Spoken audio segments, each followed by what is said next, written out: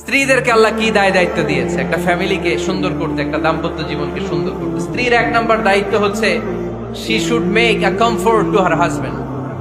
স্ত্রীর উচিত স্বামীর জন্য ঘরটাকে প্রশান্তির নীর বানিয়ে রাখা। কি বানিয়ে রাখা?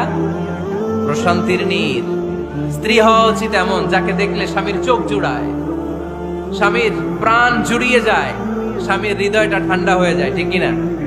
আর স্ত্রীর দিকে তাকালে যদি মেজাজ গরম হয়ে যায়, মেজাজ খিটখিটে হয়ে যায়, ঝামেলা আছে না নাই? ঝামেলা আছে।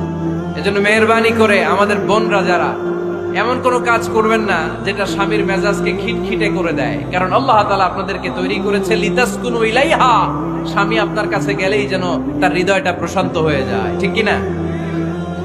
অনেক স্ত্রী আছে না জেনে না বুঝে স্বামীর সাথে এমন খিটখিটে মেজাজ দেখায় যেটা স্বামীর জন্য মেনে নেওয়া কষ্টকর। আমি একটা জরিপে পড়েছি, পৃথিবীর অনেক স্বামী স্ত্রীর কারণে হার্ট অ্যাটাক করে মারা যায়। আছে না নাই? এই